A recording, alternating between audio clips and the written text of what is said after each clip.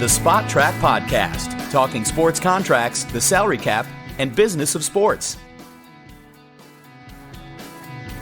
Hey, everybody, welcome to the SpotTrack.com podcast. I'm Kevin Sylvester, along with Paul Peck. We're from BuffaloSportsPage.com, and the founder of SpotTrack.com, Mike Giannetti. Last week, we had our NBA Spectacular. We're going to get into our baseball offseason spectacular, even though we've got two teams left in the World Series. We'll talk about that. This is Mike's favorite time of the year. The World Series is about to start. Yeah, I'm looking forward to the World Series. Should be a good for sure. I wish the Brew Crew was in it, but hey. By the way, 50th episode. Oh, it's right. Number 50. Number 50. Number 50. We're Paul's age minus 4. Or 3. We'll be there soon. Thanks. We will be there soon. Thanks. 50 is the new 50, Paul. It's all good.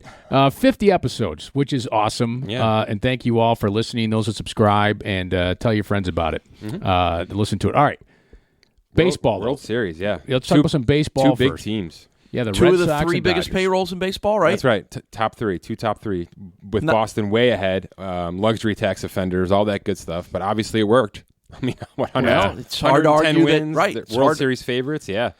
But I did some dirty work here just to sort of break them out a little bit. By the way, Fox wins on this, too. Geez, you're not kidding. Right? I mean, they were... Baseball wins, really. I mean... They were like, not Milwaukee, not the smallest market in baseball when we can get Los Angeles in. But anyway. L.A., Boston, my goodness, yeah. I digress. So I kind of tore these teams apart a little bit just to see how they were manufactured, and it's really interesting. It's crazy how well these teams were able to draft, bring in some international guys, and then the small amount of free agent signings these teams have made is mind-boggling, and the impact those few players have had is impeccable. I mean, this is the absolute model for team building in Major League Baseball right now, right?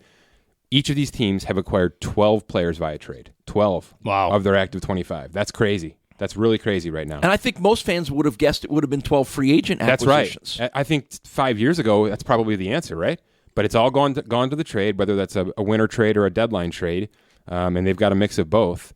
So what I did is I sort of just quickly put together, an article that I'll post in the next day or two. And let me interrupt real quick. I think the point you're trying to get was because we all have that perception they're the big spending, big money teams, That's right. and they are. But what they've done now is instead of going out and signing free agents, they've taken other teams' players that they can't afford anymore and essentially made a free agent signing via trade because they were some of the few teams that would have the ability to handle them. Is that a way to explain how the big money is translated to the trades? Well, it's twofold, right? Because not only are you acquiring a prorated salary when you're doing that, right? You're taking somebody else's salary, but a less version of it at the deadline, for instance, but you're also giving something away. So you're reducing some sort of payroll, whether that's current payroll or future payroll, if you're giving away prospects they're going to hit eventually. So, yeah, it's just this fluid system that both of these franchises have figured out. Look at their draft. Their drafts have been outstanding.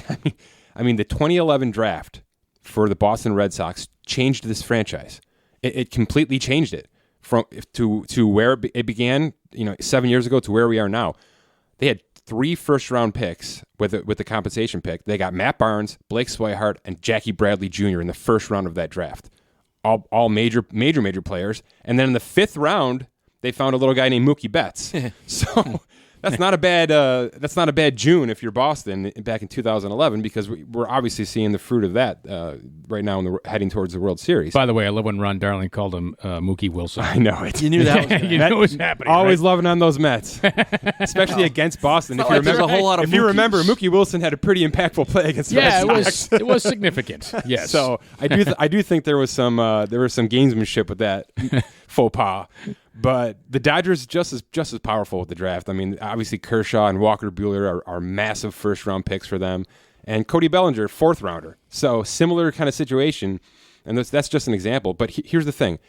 Between the two teams, 20 of their players were drafted by these two teams, right? These are not players they acquired. These are actual homegrown drafted players. Combined, their team's drafted players hold 21.6 WAR. Combined. Identical. The Red Sox drafted players and the Dodgers drafted players combined for the exact same WAR, which is obviously the advanced stat that we use a lot. Yeah, some people listening like, okay, what is this WAR that they're talking about? Explain what WAR is and some Essentially, of the other... it's an advanced analytic that takes all of your stats and the value of those stats based on your performance for that team. So it's wins above replacement. How valuable are you to your specific team's ability to win? And it's essentially a grade. It's sort of like a Madden rating based on stats and performance. Similar to the Pro Football Focus grade you get on the football side of things. It's sort of baseball's calculated adoption of that. So when you're looking at the article that I'll post here in reference to all these numbers, I've sort of broken out, the trade pieces, the free agent pieces, the international signings, and the drafted players along with their combined WARs to show you where the impacts have been made. And we'll get to, I'll be upfront about this. For the most part, it's really even, and it's probably not a coincidence, right? Right, that these two teams are in the World Series, and they're very, very close because they're also built very similar. There's a lot of youth mixed with a couple of veteran free agent splashes, and like we said, mixed with 12 players that were acquired via trade each. So it's nice to see this sort of working, right? There's almost a process, the template in place now that other teams can use. This is obviously one example of that template, and this is the template I think most teams go with. The Houston Astros, last year when we had this discussion about the World Series, completely different, right? They went almost all international to build that team, and it certainly worked out, and you're seeing teams like the Marlins doing that, and to some degree, the Dodgers did do that a few years back. Half of the Dodgers pitching rotation is international signings. I mean, that's just how they decided to do it. You've got the Buehler and the Kershaw who were ingrown drafted, but I mean, Maeda, Ryu, Kenley Jansen, Jose Urias, Javi Baez, those are all international signings that the Dodgers have been able to acquire over the years, and those are long-term players for you. So they've picked and chosen, where they've sort of wanted to build this team. But here's the thing: we talked about the free agents, and it's really where the pudding comes in here. It's where it matters the most. Both teams have two gigantic free agent signings over the past 3 years. For Boston, it's David Price. Take him or leave him. He's $31 million a year, no matter what you're getting out of him. Finally won a game for them in the postseason. He's actually looked really good. He's looked really great good. The last outing. He's keeping his mouth shut and he's pitching. So, and then the second is JD Martinez, and there's what more do you need to say about that? He is the single game changer. His WAR is over 6, which is absurd. It's way more than any player in this World Series right now. I think he's going to win the MVP in the American League. And I remember when we sat here when he had not been signed, and you talked about him, right? We talked about this in this very podcast about why has he not signed yet? He was always the perfect fit for Boston. He was always the perfect replacement for that David Ortiz hole that they needed to fill. He was worth $27 million according to my value. They got him for $22.5, and they gave him some player options, so he's protected as well. He's the perfect fit. I mean, he's the reason Boston's here, on top of the layer of youth that they had underneath him. But David Price, JD Martinez, those are the two major free agent signings for Boston. When you look at the Dodgers, there's only two, and it's Max Muncy and Justin Turner, who signed minor league deals, minor league contracts with the Dodgers, and boy, did that work out. Boy, can we get Turner, dude, the beard, trim that thing. The beard man. is nuts. Both guys, but Turner especially. I mean, he looks like Gibbons from ZZ Top. So that's all a show, I think.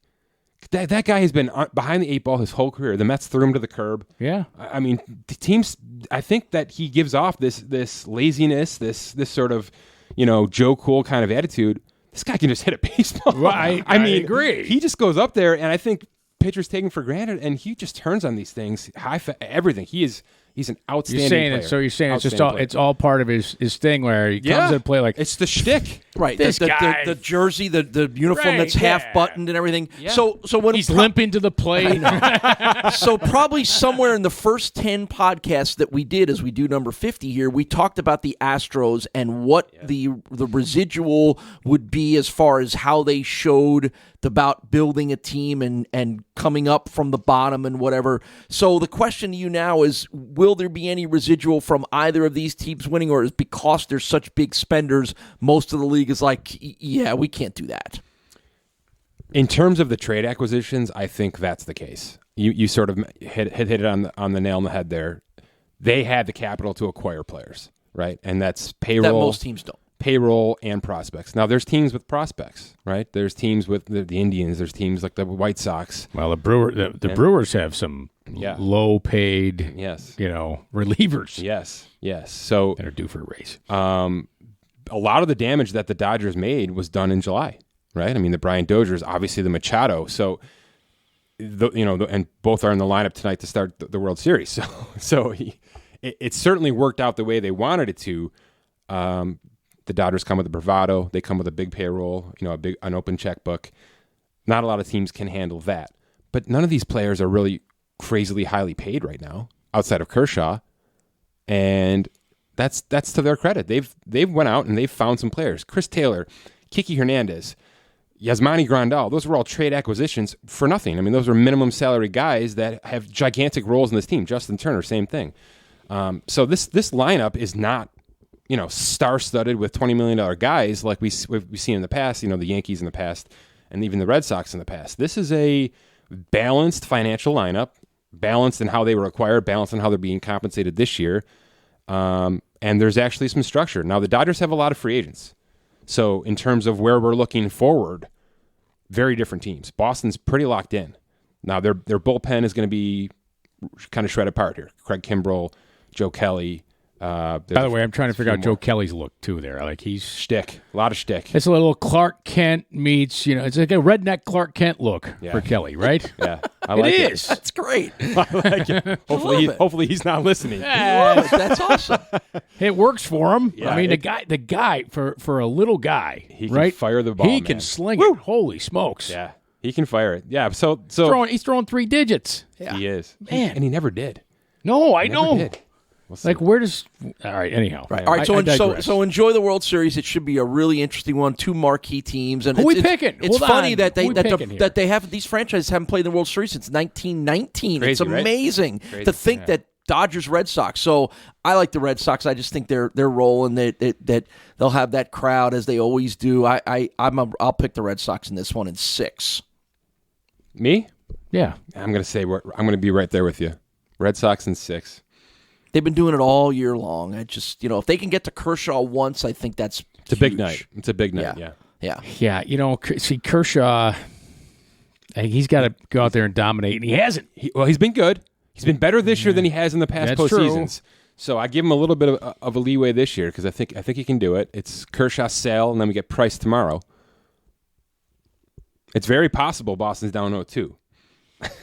Yeah, it's very possible. possible. I'm gonna take the Dodgers. All right, I'm gonna take the Dodgers. 7? And Turner will be the MVP. Yeah, very, very. All right. That's very possible. Clayton Kershaw's high school buddy is Matthew Stafford of the Detroit Lions. That's our transition into talking about football. Not necessarily Matthew Stafford, but I do think that's kind of a cool little tidbit. If you didn't know that, they were roommates. Yeah.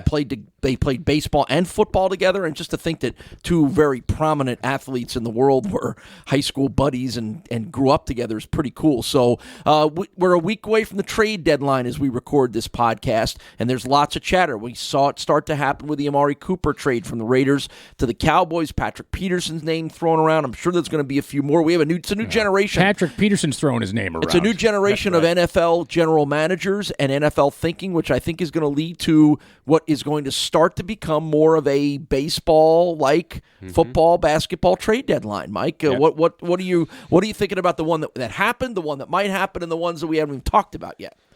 Okay, we'll start with Cooper. Didn't surprise me that he moved. Didn't surprise me that it went to the Cowboys. It certainly surprised me that it was a first-round pick and that it was a first-round pick next year. Why did Dallas have to do that, knowing they already had 2? Well, they're in a divisional race. They need something. But why couldn't it be a 2020? Well, that's my point. Why did right? There was no other team offering a first-round pick. They don't know that. Way. There was no other team offering a first-round pick. In fact, the quote I heard was, no other team was even close to a first-round pick. Well, again, they likely did not know that. Desperate times call for desperate measures. This has got Jerry Jones written all over it. Just do it. Go do it. I want him. Want him. We need him. Go do it. It was whatever it takes. Impulse move for sure. Right. I'm not defending the move. I'm just saying, they want the move. This is what it's going to take. If you really want the guy, this is what it's going to cost, right? Not necessarily. That's the thing. Well, obviously, who was available? Amari Cooper, Kelvin Benjamin. Well, but I'm saying if they'd offered a third-round pick, might they have gotten Amari Cooper, or could they have gotten him for a second? he was the best receiver available via trade, was he not? No question. Okay. The ceiling is higher on him than anybody available for sure. And that's why you're not going to fault the Cowboys in the long term, but I'm not sure this needed to be done now. Do you? Does anybody else think that? I think they're a little bit desperate heading towards another middling season in Dallas because I think that's kind of who they are as a team with a middling quarterback. And I think there's a little desperation that we need to hop on this now and we need to go for it. The NFC East is clearly down more than people thought. So there's an opportunity for Dallas to jump in. So, again, I think they overpaid, but I don't hate this. If you want to take the logic that they were going to use a first-round pick on a wide receiver next year anyway, well, why not use it now and get a guy who has some track record, some upside, and you get him for the last half of the season as well, too. You get him for $400,000 this year and then $13 million next year. Well, but I know that would have been. But if they were going to go sign a big-time free agent wide receiver, you're in that ballpark too, aren't you? I agree that you know what you're getting with Cooper, and hopefully you're getting a little bit better version of it, right? You're getting the 2015, 16 They must be convinced that his numbers are down because Derek Carr and their offense stinks. And that's fine, but I'm not sure I agree with your point that if they were going to draft somebody, then they should just do this instead. Because if you're drafting a first-round wide receiver who you've done your homework on, cost control, you're getting 5 years of him. Yes. Right? Yeah. I mean, you're getting him for essentially $10 million over 5 years. Well, maybe the plan. Well, so here, let's talk about the quarterback situation in Dallas, right? Dak Prescott, right? So maybe this is all right. We're going to get you the receiver. That's right. And if you can't work with this guy and Elliott and an offensive line that we've built for you, correct? Right? Then we need to get a new quarterback. That's right. Is this a last hurrah for Dak Prescott? So. I think it is. Yes. So in a sense, it's. Yeah.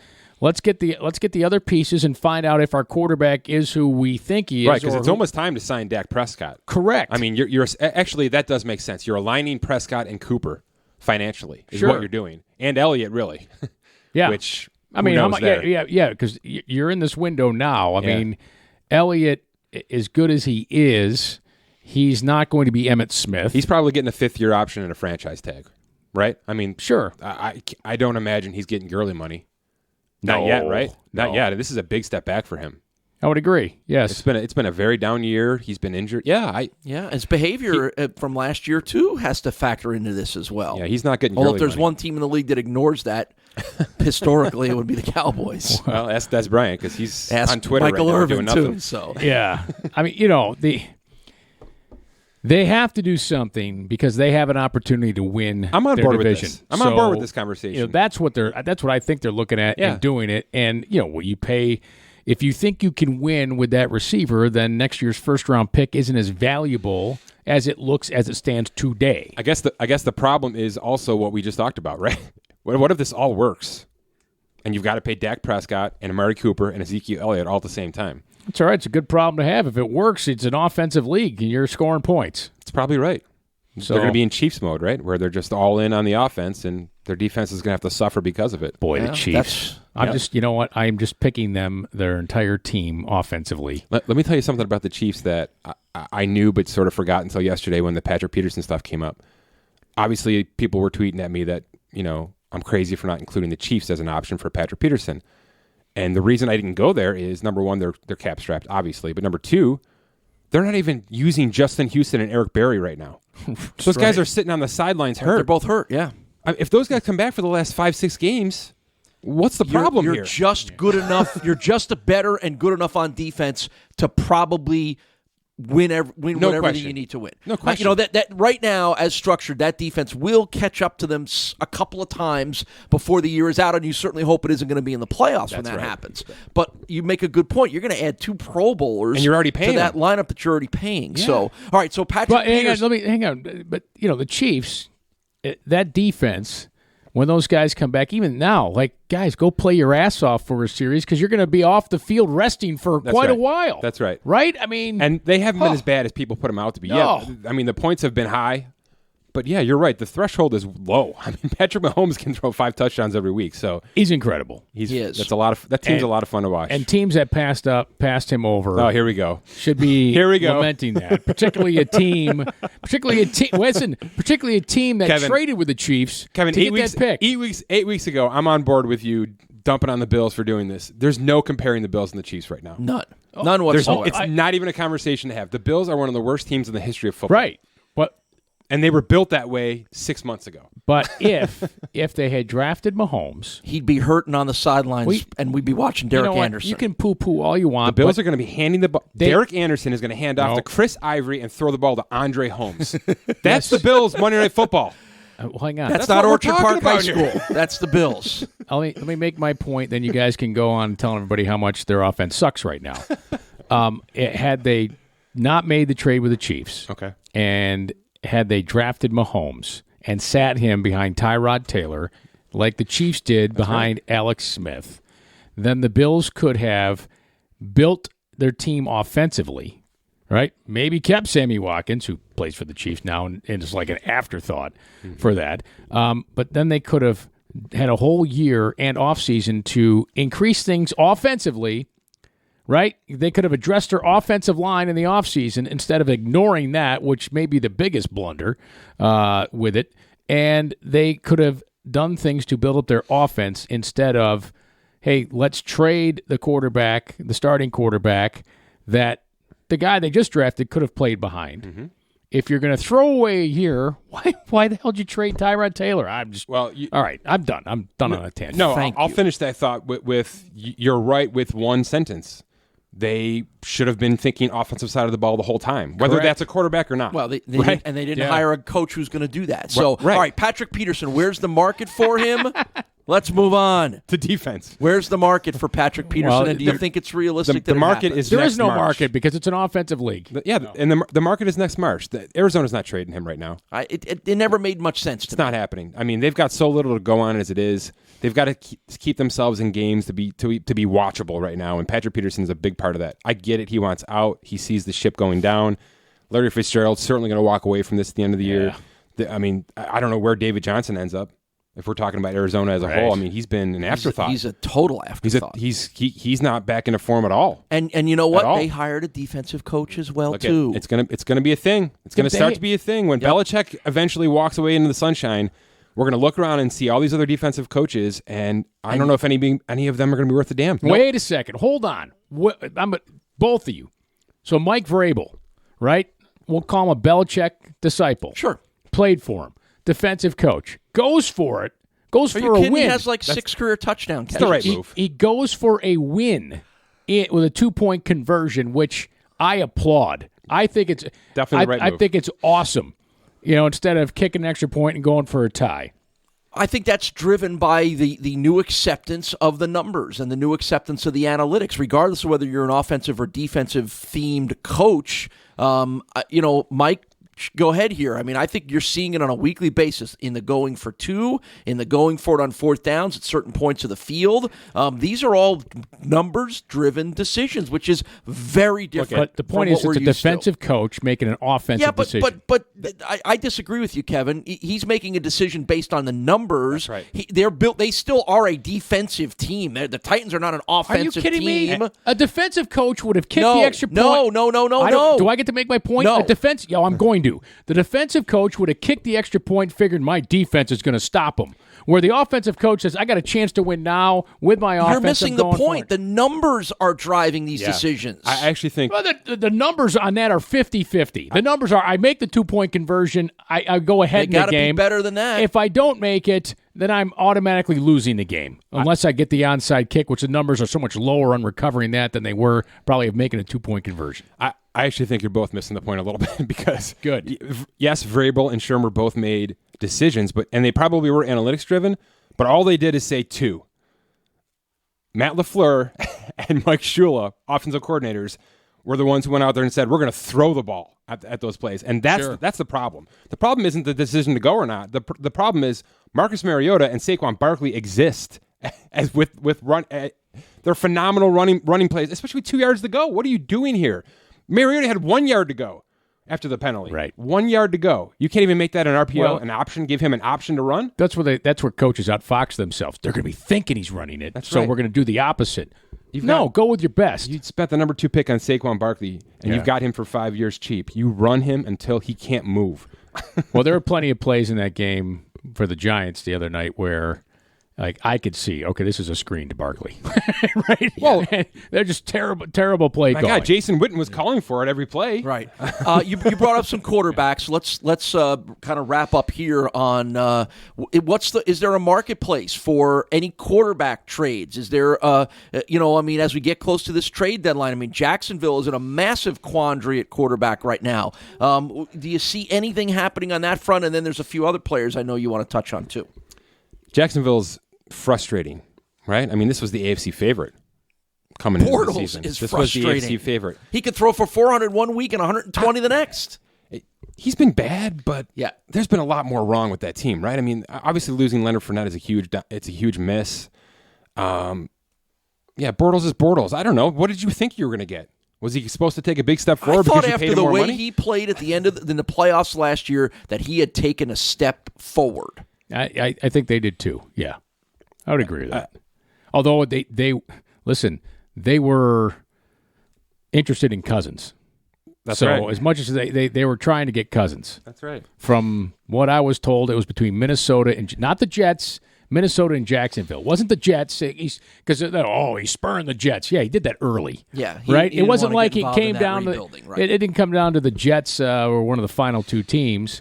It was Minnesota or Jacksonville, from what I understand. Right. And so that says even Doug Marrone. Is there a more boring coach in the NFL than Doug Marrone? Just seriously.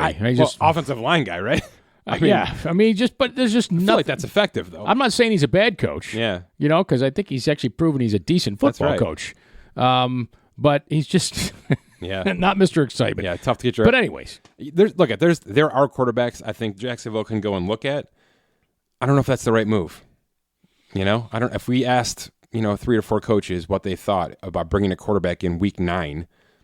and saying, get us into the playoffs. You're not going to get much out of him. It's going to take him at least 3 weeks to understand what it is you need him to do. So maybe the discussion needs to go here. Why in the world is Cody Kessler the backup quarterback in Jacksonville? That's a good question. He was like the 7th option in Cleveland.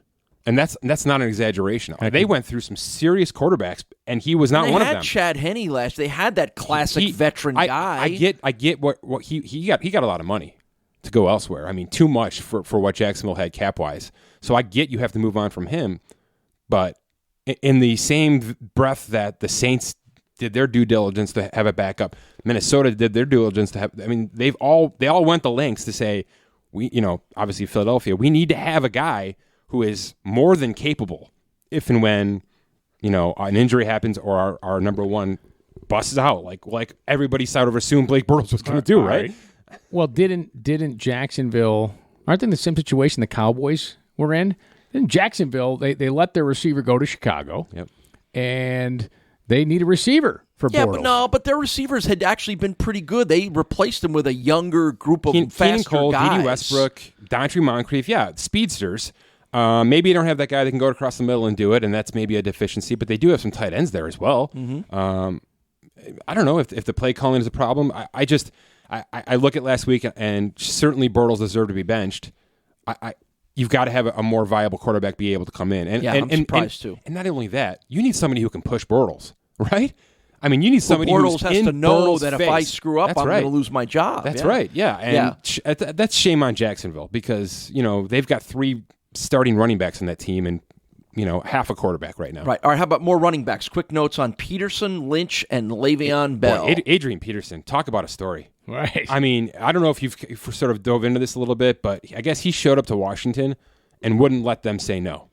He was in the best shape of his life. He blew the kids out of the water in terms of training camp and things like that. And boy, he is really doing. He's averaging almost 100 yards a game. He might have 15 yards, 100 yards from scrimmage at the end of the year now. So kudos to him. Well, he hasn't done a whole lot the last few years, so he's been well rested. And well compensated, I should say. Yes, he certainly has that. But no, he's a great story. I think he's single-handedly putting this Redskins team on his back right now because Alex Smith is being Alex Smith, sort of mediocre, game manager kind of guy, which is what they wanted. Crazy weapons that he did last year. Yeah, the wide receiver core has been absolutely a disaster there, and that's something that has to change. And certainly Peterson's not a long-term option there, but they do have a guy. They did draft this Geis kid who is sitting on the IR right now, who hopefully he's getting a good education of what he should be doing out there from the veteran because Peterson is really, really – Washington's the game-and-a-half lead right now. The Redskins are in the playoffs right now, and I don't know who called that with this team. Nobody. No, not with the Eagles and the Giants and the Cowboys sort of built better, in a better position. And I don't think many fans would have, thought so. Moving on from Cousins, but they're doing all right. I think Alex Smith he's giving them exactly what they asked for, but to assume that Peterson was going to be anything more than he was with the Saints or the Cardinals last year, which was a third down option kind of thing. Yeah. It's kind of crazy what he's doing. So something to watch for sure if he can maintain that and if Washington can kind of keep that lead. Quick note on Le'Veon Bell, because it's what we do every week. He's not here, obviously. It sounds like week 9, which is what we all sort of thought from the beginning. It's right up against that deadline of where that franchise tag would fall off and he wouldn't be able to play anymore. It means like $7 million, $7.5 million of that tag would be his for the remainder of the year. It means he can't be traded because the deadline is October 30th. Week 9 comes after that. That's certainly something that came into play here. He did not want to be moved, obviously. I don't know. Where's Pittsburgh going to be in 2 weeks? They've got a bye, and then they. Well, do they need him? Baltimore. Right now? That's right. I guess that's where I'm going. Getting solid performances from Connor. I was going to say Sarah Connor's kid is doing an excellent job. I have to wonder. His mom's name's not Sarah. I have to wonder this. If there's any discussion internally about rescinding that franchise tag and not having him come back and just letting him walk. Well, gonna walk anyway. If you don't like what it's gonna do to your chemistry, then that's the move. If you ask me. How well? What is their time frame on that? Up till week 9? Yeah, the tag will essentially expire after that second week of November. Boy, it's a ballsy move. That would be really ballsy. Carolina did with Josh Norman, remember? Yes. Because they didn't want to do what Washington did. That would be really... Okay, so suppose that happens. Where does he sign then? Who signs him? It's got to be Philly, right? Yeah. Immediately Philly, right? Yeah, I would think so. Yeah. Yeah. Maybe the Patriots with this Sonny Michel injury? Yeah, I don't think Sonny Michel is as hurt as bad as people thought. Maybe he's I don't think Sonny Michel's Le'Veon Bell, though, either. No, but if they're pushing for it, right? But no, again, the difference there is, in New England, they still have roles for James White and their other guys, they do. And I don't know that they would want to have to change that because Le'Veon Bell would be there. So, but who knows? They've never been shy about grabbing guys, the most talented guys who had issues, so to speak. Speaking of. In March, when the conversation really does come up, the Patriots have to be a frontrunner for Patrick Peterson. Of course. Yeah. By his choice. Stephon Gilmore and Patrick Peterson in the back of that secondary next year. That's to me, that's the favorite. Yeah, and Marshawn Lynch may be done. Yeah, he hit the IR. He's got a groin injury. He's the next Raiders guy out, right? Essentially. On a team that's nobody else going is going to nowhere. want him. No one, he's been solid. He's certainly not been beast mode, but I think just him personally, he's probably going to hang up the cleats. Yeah, it's hometown. I mean, I think this was his retirement tour, so to speak, to play for his hometown He's not team. going to Vegas with him. No, that's for sure. No, is anybody going to Vegas? Or San Diego next year, wherever they go. I heard an interesting discussion yesterday about this. Why not put this Raiders team in London for the whole year next year? Because they're in limbo. They've got no stadium next year. They can't be in Oakland next year. They can't be in Oakland. There's no way they can do a deal, a 1-year extension, whatever. It sounds like right now it's in complete limbo. Wow. And they've got no home. And San Diego doesn't really want them for the 1 year. Yeah. So how about the minor... These London games are nice, right? It's like soccer in the morning. You get to wake up at 9 o'clock. Yep. How about the minor controversy going on now that has the Chargers' future in doubt with the lease and the PSL deals with the new stadium in LA? Did anybody not see this coming? Yeah. I saw this coming. Everybody the whole saw time. this They're coming. going Why back did they to San need two Diego. teams? I hope so. They are going back to San Diego. I hope so. Or even back to St. Louis, right? Switch franchises. Go back to St. What's wrong with St. Louis? You know what? Such a great sports St. town. Louis, you know what St. Louis is right now for the NFL? It's the girl over in the corner at the dance who okay, I'll go dance with her, right? I mean, how many times... They want to be bigger and better. How many Kevin's times opinions do not qualify for Spot Track's opinions on this podcast. Well, I'm just saying, bad example, I guess. I'm just saying, okay, well... I get it. The only girl left to dance with or guy, okay? Only guy Are there better with. Cities? Are there expansion options? They would be aggressive and make it an international... London, Toronto. Mexico City, something like that, because that's where the NFL wants to be. Right, Mexico City, I could see. They want to be places they're not right now. Do you know Mexico City gets Rams Chiefs coming up? Yeah. How the hell did that happen? Yeah. Well, Holy smokes. I can tell you how that happened. It's every move is a very subtle step towards what their big picture is. That is something. Rams Chiefs in Mexico City. Could be the only hurdle that LA has for an undefeated season. Wow. I've been to Mexico City. I was actually impressed with it. Yeah. Like I had to go there for golf, and I was, reserved about it, but I'm like, this was all right. No, I was just, it was, and you know what? Morning rush hour was remarkable. Were you near where the stadium was? I don't even know. Do you know where this stadium would is. be? No. Listen, I wonder if it's in like the heart of the city. Frankly, I did golf course and hotel. That was pretty much it. Yeah, I like to do airport and hotel. Tell us about airport, hotel. Tell us about rush course. hour before we wrap up, because I'm intrigued to hear. Your story. Right. Rush hour is amazing in Mexico City, and that there'll be guys 3 deep on a moped with no helmets, zipping between cars. The public transportation buses, there are people hanging out the doors trying to get on there. Street taco stands everywhere, just jammed. That's where everybody has breakfast. Boom, on there. It took a half an hour to go a mile. Sounds like a great place to listen to podcasts. Is what it sounds It's like. a great place to listen to podcasts. Oh yeah, and then you have it's a police state. You have policemen and women in the middle of traffic, directing traffic, standing there, and then they're every 100th car is a pickup truck with police with machine guns on the back. Pretty incredible stuff in Mexico City. So I mean, it's and the other thing about Mexico City is because it's in a bowl, right? The mountains and the smog. It's 7,800 feet above sea level. It's higher than Denver, right? Wow. So the altitude is going to be an issue. They have to get acclimatized to that. It took me a couple days, frankly, walking. I was walking a golf course, but even still, I'm like, I'm out of breath here. This sounds like it's going to be a terrible football game. Well, it could be a good football game, but day 4, I finally saw the skyline out my hotel window because of the smog. Wow. I was like, wow. I didn't even know that was there. Wow. Holy All smokes. right, interesting stuff going on. I think, when is that game? I think gotta be coming up. Second week in November. Yeah, it's got to be coming up. Week 9 or 10. I think everybody should know by now that the NFL is locked in on the international, on stealing the international money. The tickets sell out in London in an hour, 2 hours. I think your Raiders thing has a very interesting possibility, but I think the NFL is, like you said, they would rather, they're not interested in going to St. Louis. They already own that market. Well, that's what I'm saying. But if I'm St. Louis, why do I want the Raiders for a year? The Rams have come in and out, in and out. We're talking about the Chargers moving there, right? Potentially. Well, I thought you were talking about the Raiders. No, we're talking about the Chargers. Listen, the Chargers are going back to San Diego. You think so? Yes. There's no stadium. There's no effort there at this point. They're going back to San Diego. They'll figure it out. They'll go play in the old stadium. They'll figure it out. They didn't tear down the old stadium, right? By the expressway there where I had to hitchhike a ride to the airport because no cab would come. This is a true story. True story. Vic Carucci and I had to hitchhike a ride to the airport to catch a flight because there was no cab that would come out to the expressway by that stadium. In the 1998 Bills-Chargers opener, Doug Flutie, the Bills lost that game.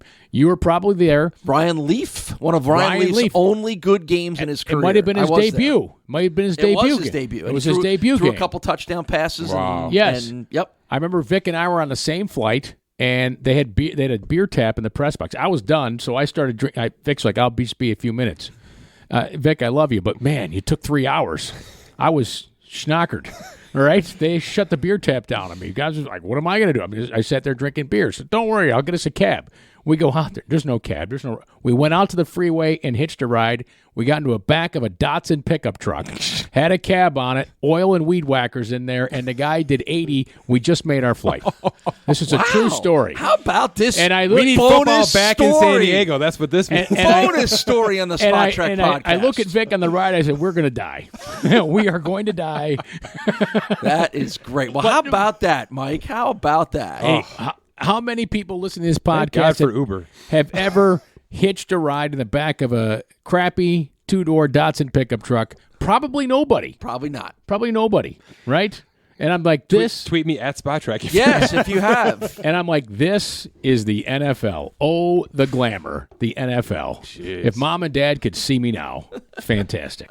All right, what else? What else? Chargers. What else we got coming up on Spot Trek again this week? A lot of baseball, Yeah, right? we're diving into the off-season stuff with baseball. So we're putting together a really nice, thorough piece. All 30 teams looking at the off-season outlooks, free agents, arbitration numbers, all that fun stuff, trades, extensions, lots of money. And we'll have that probably in a week or so, and then we'll be back next week with number 51, right? Yes, and premium membership. Premium membership, yeah. We've got lots of new tools coming. Our developer, Scott, is working as we speak right now to ramp that up, and I'll make some announcements on that very soon. $30 a year will get you locked into all those and an ad-free experience. The app is free in the iOS store. Please give us a rating. Let us know what we need to do better on that. And keep listening, right? All right, and share your hitchhiking Datsun pickups stories. Please. All right, for Mike Giannetti, the founder of SpotTrack.com, for Paul Peck, I'm Kevin Sylvester. Thanks for listening to the SpotTrack.com podcast.